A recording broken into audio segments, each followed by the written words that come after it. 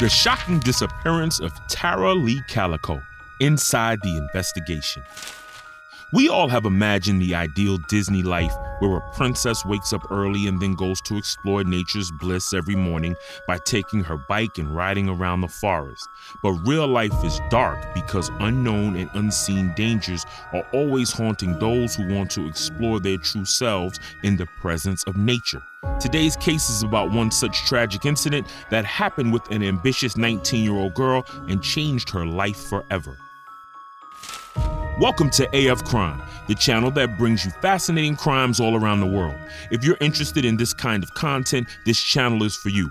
Make sure to like this video, click on the subscribe button, and turn on the notification bell to keep you updated on our recent uploads. Now, let's get right into the video and investigate more about the mysterious disappearance of Tara Leigh Calico, who was last seen riding her bike on the 20th of September 1988 at 9:30 a.m. by her parents and friends.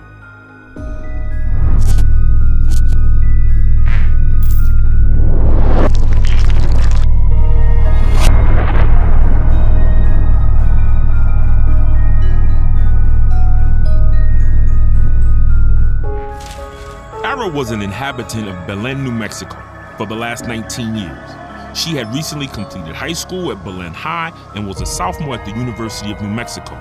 She knew every nook and corner of Belen, which was a small neighborhood. She had taken to a habit of riding her bike daily for about 2 hours. This helped her combat academic and personal stress.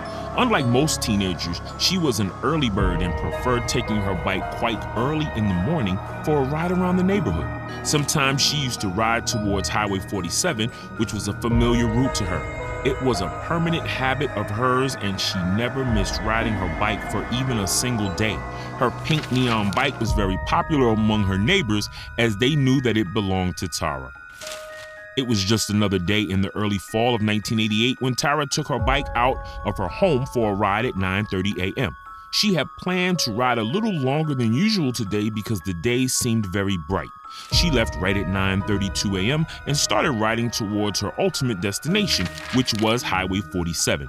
The distance from the main neighborhood to the highway was quite a long one, and it took her almost 2 hours to reach Highway 47. Since those were the early morning hours, she noticed that there was no extra traffic on the road except the occasional cars, which were honking now and then. She was riding at her usual pace. She preferred listening to music while riding, so her Walkman was another companion on this journey. As she was riding the bike while being immersed in the magic of music, she noticed something strange. It seemed that an unusual pickup truck was after her. Tara was habitual of riding the bike, so she had developed a habit of telling the regular passerbys and those who knew. Upon seeing the pickup truck behind her, at first she thought that the pickup had the same destination as her, but once she reached Highway 47, she was surprised to find that the truck was still after her. This made her afraid because she had never faced such a situation before. She tried to pedal fast because she knew in her heart that something wasn't right, but couldn't pedal up too fast to beat the following truck, and it was the last time when Tara was seen with her bike. After that, every trace of her identity was lost along with her. Tara's mother, Pat, knew that Tara had a regular habit of cycling, but she usually used to return by 11:45 a.m. at most. It was strange today that she hadn't returned even by noon. This made her worry. By the next 30 minutes, when Tara had still not returned, she decided to search for her along with her husband and Tara's stepfather, John. They searched for her in the neighborhood but found no trace, so eventually Pat reported this to the police. The authorities asked them to wait for a day since she was grown up and she might have left her home due to free will. The authorities were of the view that Tara was well familiar with the area, so there was no chance of abduction and she might return. However, when Tara didn't return throughout the day, the cops decided to conduct an extensive search operation the next day. They took Pat in confidence, and together both the cops and Tara's parents started looking for her. The couple knew her usual route, so they reached there. There, Pat discovered the discarded Walkman of Tara, which hinted that something terrible might have happened over there. The Walkman was found 100 yards away from Highway 47. This hinted that Tara had indeed come here. A few yards away from the site where Pat had discovered Tara's Walkman, there was some bike tire tracks, as well as oil spots alongside the tire evidence. By now, there was no doubt left that Tara was abducted, though she had tried to save herself because evidence of Tara's scuffle was present all over the place, including footprints. The cops immediately recorded the evidence and were confident that they would be able to find Tara in no time. They ran alerts on the radio and TV and took statements from witnesses, but nothing came out of it. Fast forward, 2 years had passed, but no trace of Tara was being found. Tara's mother kept on searching for her on her own, but even she was unable to discover anything about her daughter. On the 15th of June 1989, a lead finally came in hand when a woman in Port St. Joe, Florida, noticed a Polaroid photo fallen in front of a white van in an upside-down position. St. Joe was approximately 1,200 miles away from Belen, and she was shopping at a convenience store when she got out and found the Polaroid. The Polaroid had a disturbing nature where a young boy and a girl were present. The hands of both were tied and their mouths were being taped. She found that something bad had happened to the kids, so without wasting a moment, she took the photo immediately to the police. The photo was handed over to the media, and it ran in the show named A Current Affair. There, Pat saw a hint of her own Tara in the girl whose mouth was taped. She was certain because the girl in the photo had a scar on her leg similar to the one Tara had. Besides, in the photo, she saw Tara's favorite paperback, My Sweet Audrina by V.C. Andrews. She contacted the police immediately and told them about what she thought. The boy in the photograph was identified as Michael Henry, who got lost on a camping trip in the Zuni Mountains in 1988 while he was with his father and family friend. A factory analysis was carried out to discover the nature of the photo. It was found that the photo was taken recently. The FBI tried to determine whether the children in the photo were Tara and Michael, but failed. Yet, a forensic analysis by Scotland Yard ascertained that there was an 85% chance that the children in the photograph were Tara and Michael. This gave parents of both a sense of relief, as now they were once again hopeful of finding their children alive. Yet hopes were broken in 1990 when it was revealed that Michael was not the boy from the photograph after discovery of his remains near the campsite within the Zuni Mountains. It was suspected that the cause of his death was wilderness, so it was declared that the abduction of Tara was not related to Michael. After that, for years, there was no other lead that could give an idea about Tara's whereabouts. In 2006, Tara's mother, Pat, died. By this time, Tara's biological father was already dead. He died in 2002, so there were only 2 members of Tara's family left who hoped for her return. One was her stepfather, while the other was Tara's sister. In 2009, the police chief of Port St. Joe received pictures of a boy without a return address. The letters were sent on June 10th and August 10th from Albuquerque. The photos were of a boy with sandy brown hair whose mouth was taped using black ink. Similar photos were received by the Star newspaper, where the boy's mouth was covered using a black marker, and there was no return address. This made the cops doubtful of the linkage between these photos and Tara's abduction.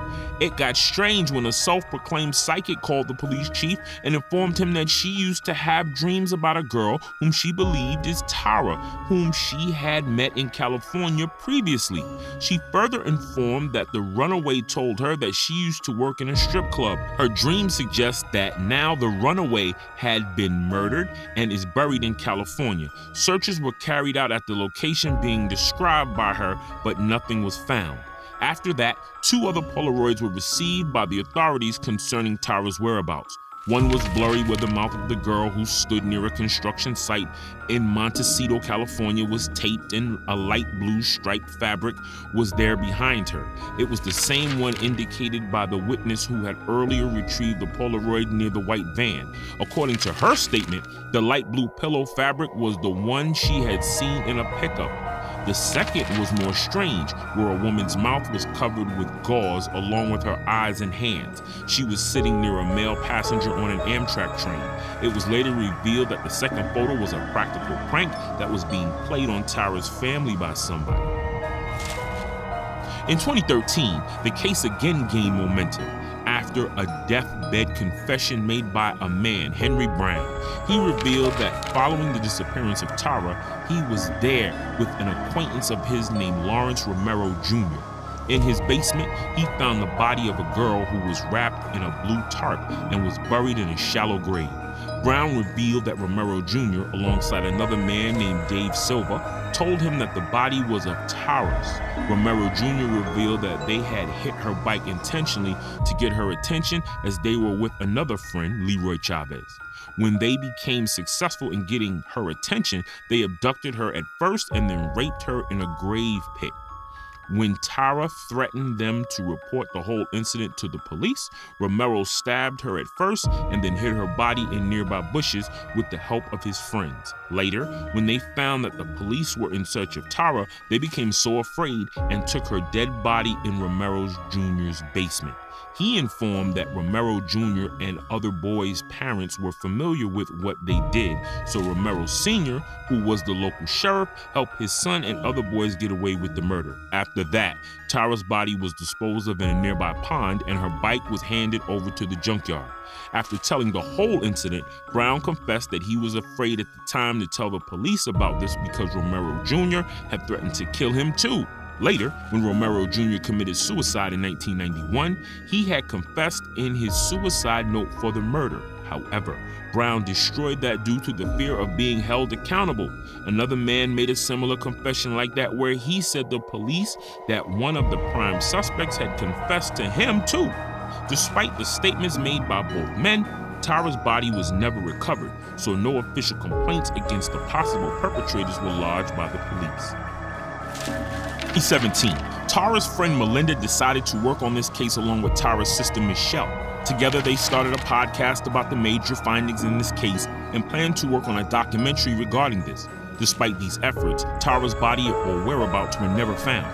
In 2019, the FBI offered a $20,000 reward as a potential for anyone who brought an authentic tip about the whereabouts of Tara, yet no one came, and by the beginning of 2020, she was officially declared dead by the authorities. This case is indeed layered in complex patterns because there were so many leads over time. Still sorting out the genuine lead turned out to be a major problem for the cops, and that's why many are still uncertain about the whereabouts of Tara. Tell us what you think about this in the comments. Also, if you feel that this case was an intriguing one, like this video and share it with all your friends. Also, subscribe to our AF Crime channel for finding more shocking tales around the world. And if you have any criminal case that you'd like me to investigate, share it in the comment section below.